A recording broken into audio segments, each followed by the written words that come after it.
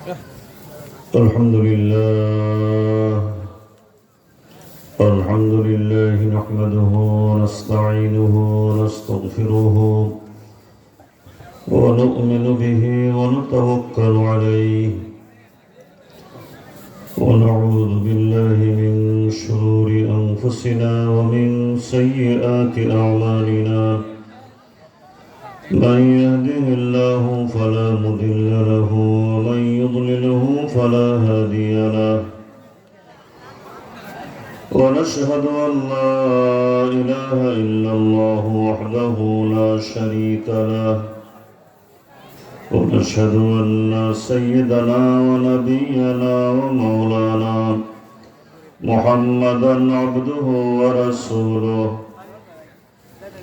الذي أرسله بالحق بشيرا ونذيرا وداعيا إلى الله بإذنه وسراجا منيرا أما بعد فقد قال الله تعالى في كلامه المجيد وفرقانه الحميد أعوذ بالله من الشيطان الرجيم بسم الله الرحمن الرحيم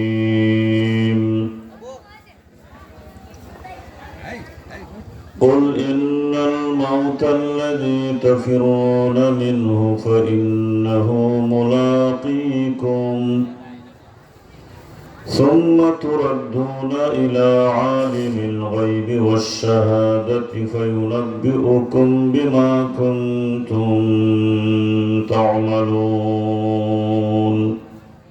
صدق الله العظيم اللهم صل على سيدنا ونبينا ومولانا محمد وعلى آله وأصحابه وبارك وسلم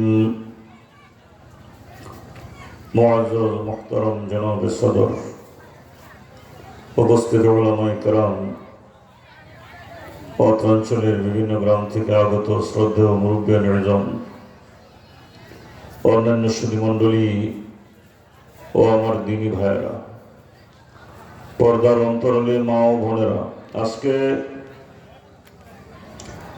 দারুল উলুম বেরওয়ার উদ্যোগে আয়োজিত তৃতীয় বার্ষিক ইসলামী সম্মেলনে আমরা যারা হাজির হয়েছি এবং মধ্যরাত পর্যন্ত যারা কোরআনের মহব্বতে বসে থেকেছি এ তৌফিক আমাদেরকে যিনি দিয়েছেন সেই মহান রব্বুল আলামিনের শুকরিয়া জ্ঞাপন করে একটু আওয়াজ করে বলি আলহামদুলিল্লাহ। তো আমি কয়েক মিনিট সময় আপনাদেরকে, যেহেতু এসেই গেছি, আমি এই সময় কথা বলি না, এর আগে আমি কথা শেষ করে চলে যাই। প্রোগ্রামের উল্টা পাল্টার জন্য যে হোক শুধু হাজিরাটা দেওয়ার জন্যই বসেছি। কয়েক মিনিট সময়, আপনারা একটু আগে বসেন, একটু আগে বসেন, কয়েক মিনিট।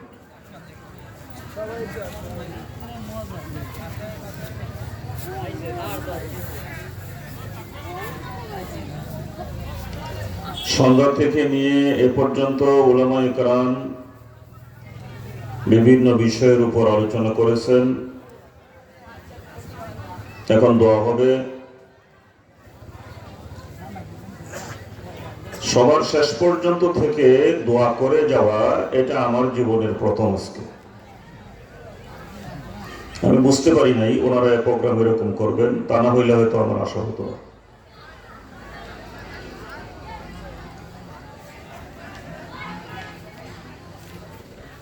আমি আপনাদের সম্মুখে কোরআনে কারীমের একটা আয়াত তিলাওয়াত করেছি, কোনো হাদিস করি নাই। যে আয়াতটা আমি আপনাদের সম্মুখে তিলাওয়াত করেছি এটার অর্থটা বলি। আল্লাহ রাব্বুল আলামিন রাসূলকে নির্দেশ করতেছেন, কুল, হে রাসূল আপনি বলে দিন, কোরআনে কারীমের অসংখ্য জায়গায় কুল শব্দ ব্যবহার করা হয়েছে। কুল হুয়াল্লাহু আহাদ, কুল ইয়া আইয়ুহাল কাফিরুন, কুল আউযু বিরাব্বিন নাস, যত জায়গায় কুল শব্দ ব্যবহার করা হয়েছে সবগুলি কুল দিয়া আল্লাহ পাক রাসূলকে আদেশ করেছেন। এর অর্থ হলো, হে রাসূল আপনি বলুন যত কুল কোরআনে আছে প্রথম থেকে শেষ পর্যন্ত সবগুলি কুলের অর্থ হলো, হে রাসূল আপনি বলুন, আপনি বলে দিন। এখানে আল্লাহ পাক রাসূলকে বলতেছেন, হে রাসূল আপনি বলে দিন। কি বলে দিবেন? ইন্নাল মাউতাল্লাযী তাফিরুনা মিনহু ফাইন্নাহু মুলাকীকুম।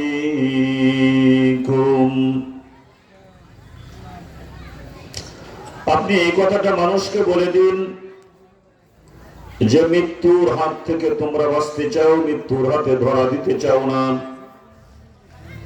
তোমরা ধরা দিতে চাও আর না চাও, তোমরা মৃত্যুবরণ করার ইচ্ছা করো অথবা না করো, জেনে রাখো, ভালো করে জেনে রাখো, ফাইন্নাহু মুলাকীকুম, মৃত্যু তোমাদেরকে ধরবেই ধরবে। তোমার ইচ্ছা থাকুক আর না থাকুক,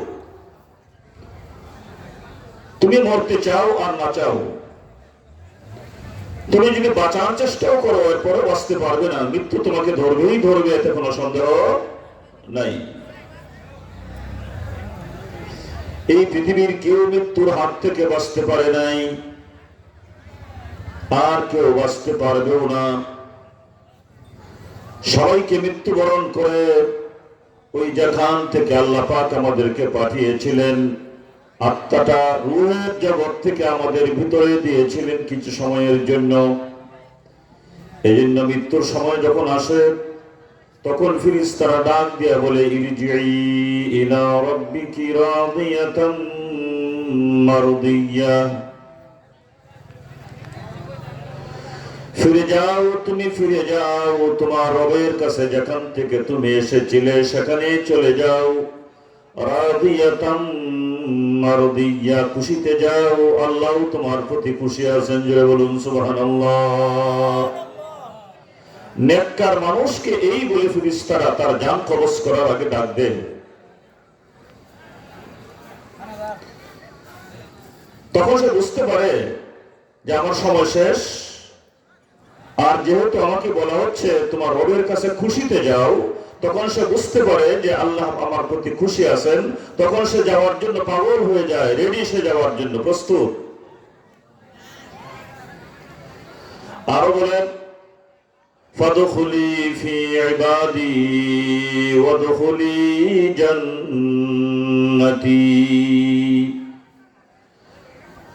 সেই ইল্লিনে যে সমস্ত বান্দারা আছে, নেককার বান্দারা ইল্লিনে আছে, তুমিও সেই ইল্লিনে গিয়া তাদের সঙ্গে মিলিত হও, আর মিলিত হয়ে তাদের সঙ্গে তুমি জান্নাতে প্রবেশ করো। মৃত্যু আমাদেরকে ধরবে, তারপরে কোথায় যাব? সুম্মা তুরাদ্দুনা ইলা আলিমিল গায়বি ওয়াশ শাহাদা,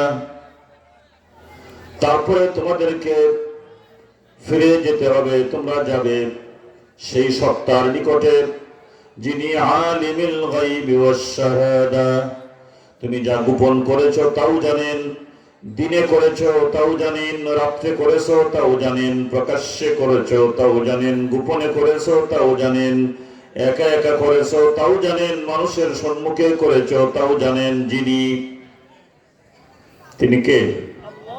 জোরে বলুন কে? আল্লাহ। তার কাছে তোমাকে নিয়ে যাওয়া হবে, আল্লাহর কাছে, যিনি আলিমিল গায়বি ওয়াশ শাহাদা, যিনি তোমার গোপনটাও জানেন, তিনি প্রকাশ্যটাও জানেন, তার কাছে তোমাকে পাঠিয়ে দেওয়া হবে। এরপরে কি হবে? আল্লাহ বলেন, ফায়ুনাব্বিউকুম বিমা কুনতুম তা'মালুন। তোমার 40 বছর জীবনে, 60 বছর জীবনে 80 বছর জীবনে, 100 বছর জীবনে তুমি কি করেছো কি করে নাই তোমার বলতে হবে না। যখন আল্লাহর কাছে তুমি যাবে, ফায়ুনাব্বিউকুম, তিনি তোমাদেরকে জানিয়ে দিবেন তুমি এটা করেছো, এটা করেছো, এটা করেছো।